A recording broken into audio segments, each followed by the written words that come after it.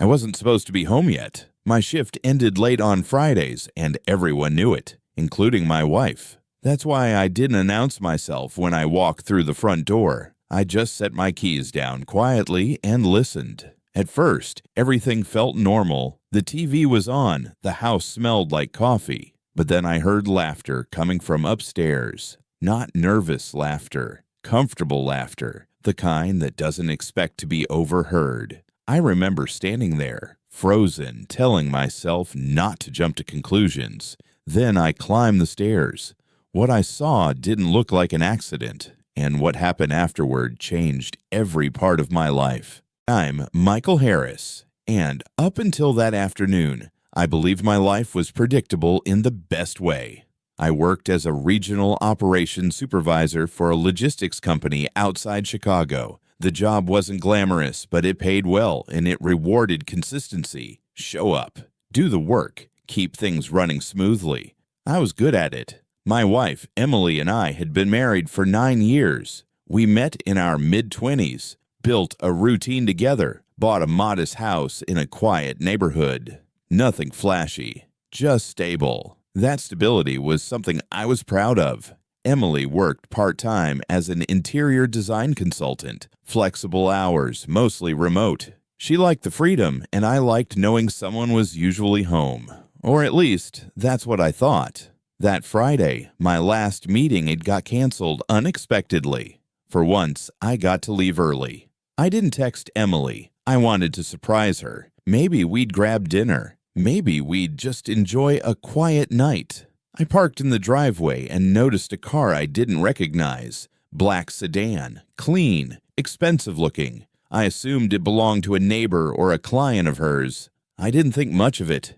Inside, the house felt lived in, but different. Shoes by the door that weren't mine. A jacket hanging on the back of a chair. Small details your brain notices before it understands why. Then I heard the voices upstairs. Emily's voice sounded relaxed, lighter than it had in months.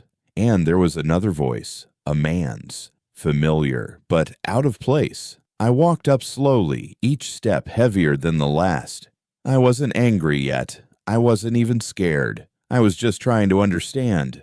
The bedroom door was partially open. I didn't see anything graphic, nothing that could be described in detail, but I saw enough. Too close, too comfortable, too intimate for any explanation that would make sense. Emily turned first. Her face went pale instantly. The man beside her stepped back, already reaching for his jacket like someone who knew he shouldn't be there. It was Daniel Wright, my wife's professional contact, a man she had mentioned casually over the past year. A man I had shaken hands with at a holiday event. No one spoke for a few seconds. Then Emily said my name, like saying it could undo the moment. Michael, this isn't what it looks like. That sentence is always what people say when they've run out of options. I didn't yell. I didn't storm out. I just asked one question. How long? She didn't answer right away. And that pause told me more than any confession could have. That was the moment I knew my marriage wasn't broken by one bad decision. It had been unraveling quietly right in front of me, and I hadn't seen it. No one tells you what to do after a moment like that.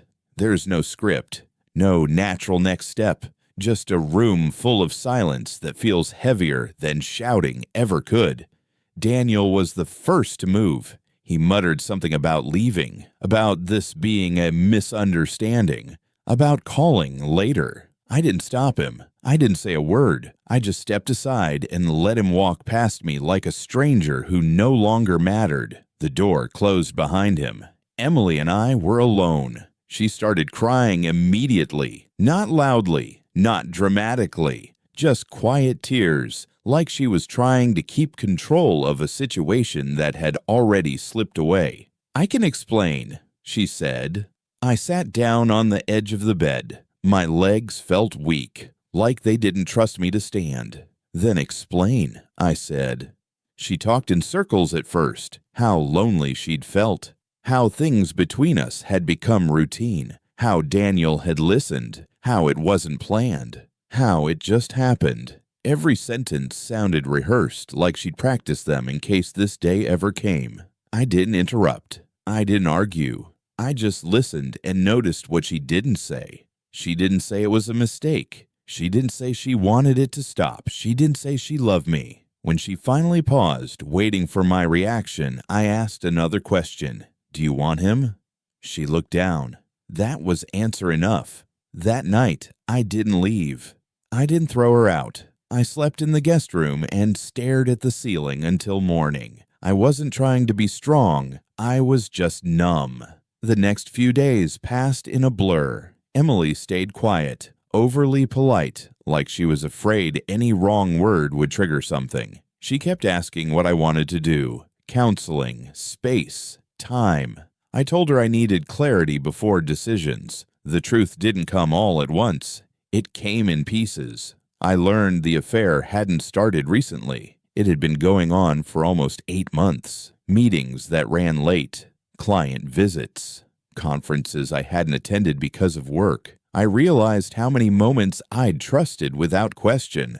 I also learned Daniel wasn't just anyone. He was a senior executive at a firm my company worked with regularly. Not my boss, not officially, but someone with influence. That mattered more than I wanted it to. At work, things changed quickly. I noticed meetings I used to lead were suddenly optional for me. Emails stopped including my name. Decisions were made without my input. No one said anything directly, but I felt the shift. A week later, my manager called me into his office. He avoided eye contact.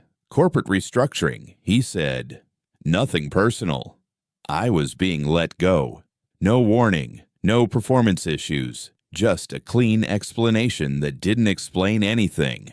I packed my desk the same way I'd packed my marriage, quietly, without drawing attention. That night, when I told Emily, she looked shocked, but not surprised. Daniel didn't return my calls after that, and that was when everything finally made sense. I wasn't just betrayed emotionally. I had been removed, quietly, conveniently. Emily apologized again. She said she never wanted this to happen. She said she didn't think it would affect my job. I believed she believed that, but belief doesn't change outcomes. For the first time in my life, I stopped reacting and started observing, because anger fades, but information stays. And I knew one thing for certain: whatever happened next, I wasn't going to rush it.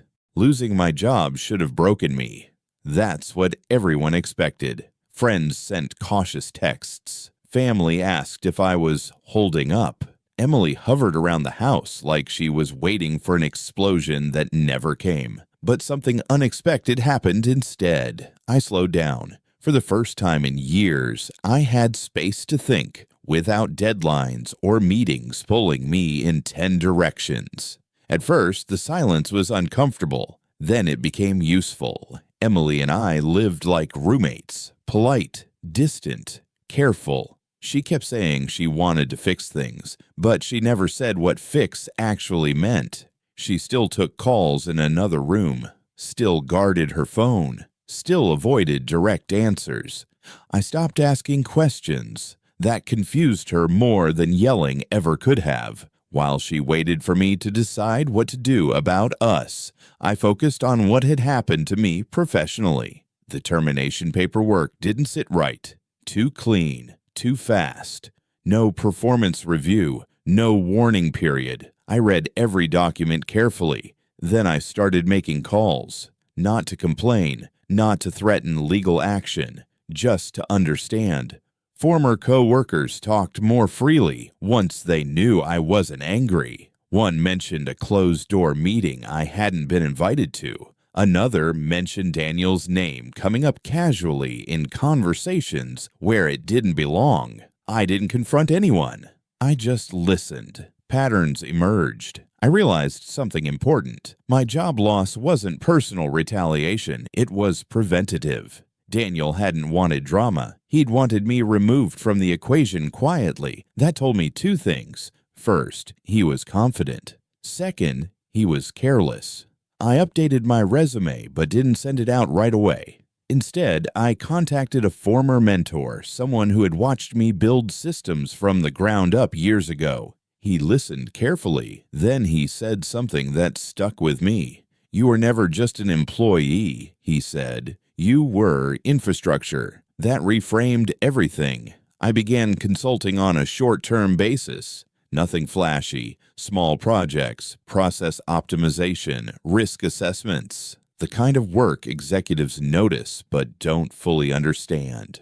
Word traveled quietly. Within months, I was earning more than I had at my old job. But more importantly, I was seeing companies from the inside, how decisions were really made, how power actually moved. And Daniel's company came up often.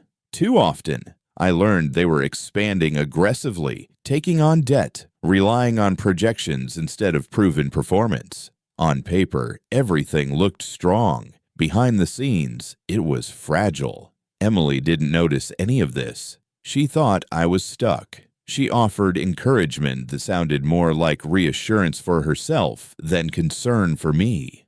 "I'm glad you're staying busy," she said one night. I nodded. What I didn't say was that being underestimated had become an advantage. The more invisible I appeared, the more freely people talked around me. That was when an opportunity presented itself. A quiet one, a chance to invest indirectly in a holding group tied to Daniel's company. Nothing obvious, nothing traceable, just enough to put me closer to the center of decisions without stepping into the spotlight. I took it, not for revenge, for leverage, because leverage doesn't shout, it waits. And while Emily wondered whether I'd ever forgive her, I was learning something far more important. The people who betray you often assume you'll disappear. They rarely check to see what you're becoming. Power rarely announces itself. It changes hands while people are busy assuming nothing has changed. By the time I realized how close I was to the center of Daniel's world again, I was already inside it, just not in a way anyone recognized. The investment I made didn't give me control. That wasn't the point. It gave me visibility, reports, briefings, conversations that weren't meant for outsiders. I started seeing Daniel's name attached to decisions that looked impressive but carried hidden risks. Expansion plans that depended on perfect conditions. Partnerships built on optimism instead of safeguards. He was still confident, still charming, still convincing people that momentum meant security. It didn't. Emily noticed the distance growing between us, but she misunderstood it. She thought I was pulling away emotionally because I was hurt. In reality, I was pulling forward. One evening, she mentioned Daniel casually, the way people do when they're trying to normalize something uncomfortable. "He's been stressed lately," she said.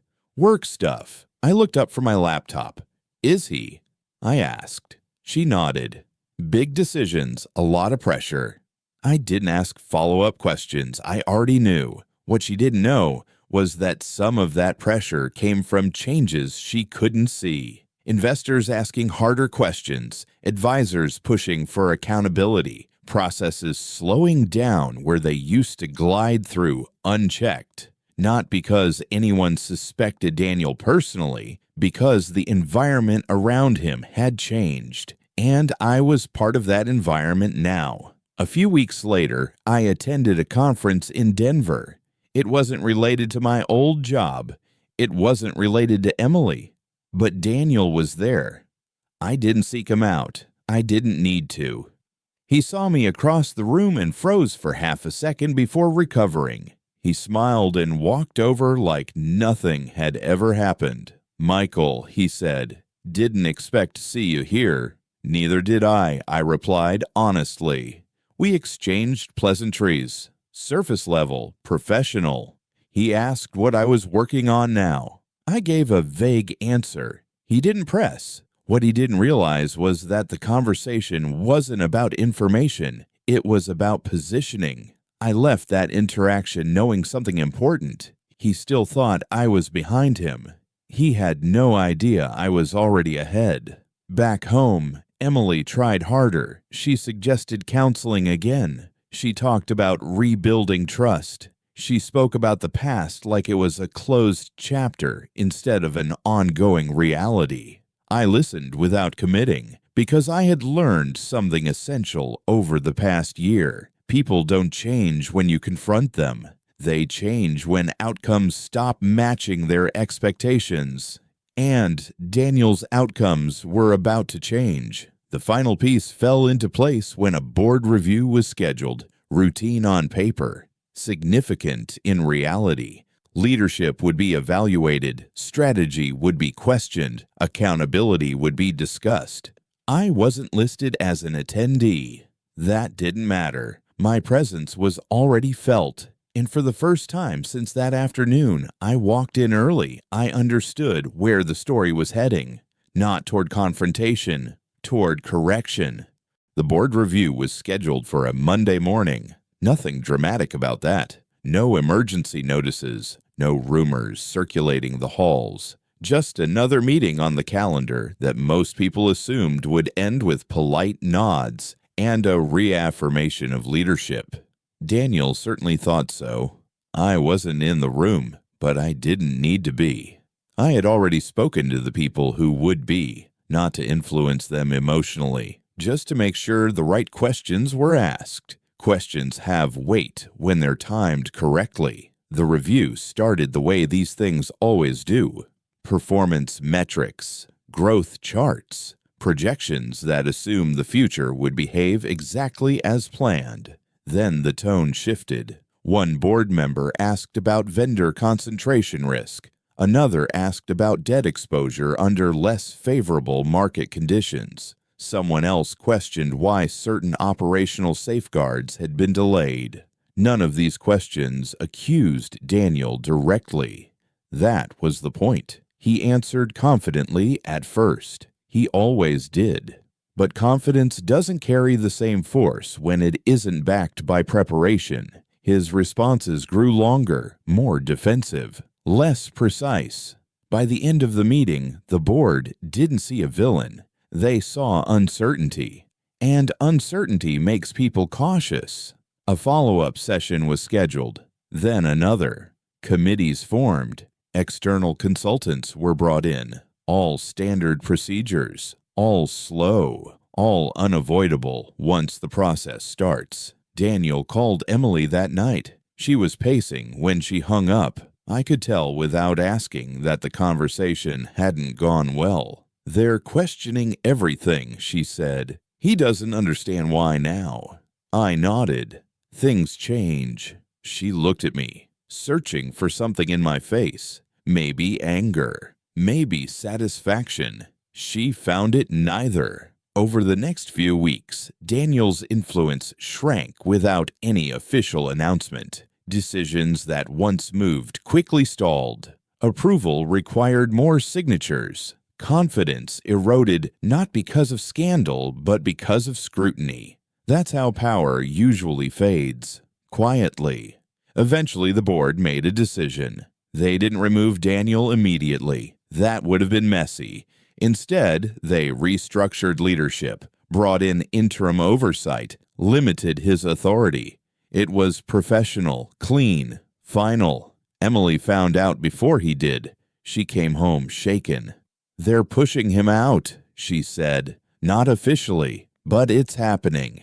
I didn't respond right away. She waited, then finally asked, "Did you know this was coming?"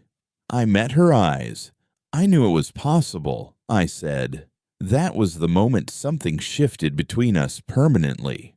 Not because she realized I had influence, but because she realized I had moved on without her. A week later, Daniel was gone. No farewell email, no public statement, just a quiet transition announced in neutral language. The company moved on, and so did I. What surprised me most wasn't the outcome. It was how little satisfaction I felt. There was no rush, no sense of victory, just clarity. That chapter was closed. The only one still open was the one I shared with Emily, and that decision could no longer be postponed. When Daniel disappeared from the company, the house felt different. Not quieter, just emptier. Emily stopped bringing him up. She didn't need to. His absence spoke for itself. The confidence she once carried, borrowed from his position, his certainty, had faded. What was left was uncertainty and fear. She tried harder after that, not in obvious ways. No dramatic apologies, no desperate promises, just small gestures, cooking meals she knew I liked, asking about my day, suggesting we take walks together like we used to. I didn't reject her, but I didn't lean in either. One evening, about a month after Daniel's exit became official, Emily asked if we could talk. Really talk. No distractions, no defenses. We sat at the kitchen table, the same place where we'd planned vacations and argued about budgets and laughed over takeout nights. She looked tired. "I don't know how we got here," she said. I didn't answer right away. "We didn't get here suddenly," I finally said. "We arrived one decision at a time." She nodded slowly. "I never thought it would cost you your job," she said. "I never thought it would spiral." "That's the thing," I replied. "You weren't thinking about costs. You were thinking about how things felt in the moment." She didn't argue. "I don't hate you," I said next, because I wanted that to be clear. "But I can't pretend trust is something you just rebuild by saying you're sorry." Her eyes filled with tears, but she didn't interrupt. "What do you want?" she asked quietly. That question used to scare me. It didn't anymore. "I want a life where I don't have to wonder what's happening behind my back," I said. "I want stability again. Real stability, not the version we pretended we had." She took a deep breath. "Does that mean you're leaving?" "Yes," I said. "It does." There was no shouting, no pleading, just acceptance settling in slowly. We decided on a clean separation. No drawn-out fights, no punishment, just honesty, finally applied at the right time. I moved out a few weeks later into a small apartment closer to downtown. It wasn't fancy. It didn't need to be. It was mine. Work stabilized. Consulting turned into a leadership role at a firm that valued consistency over charm. I didn't chase promotions. I let responsibility find me naturally. Emily and I spoke occasionally at first, then less often. Eventually, not at all. There was no dramatic ending between us, just distance growing into closure. Sometimes people expect stories like mine to end with triumph or revenge or poetic justice. Mine didn't. It ended with something quieter, understanding. I understood that loyalty without awareness can become blindness, that comfort can hide problems until they're too big to ignore, and that walking away doesn't always mean failure. Sometimes it means choosing yourself before resentment takes root. I didn't catch my wife that day and lose everything. I caught the truth, and once you see that clearly, there's no unseeing it. That's what unfolded next.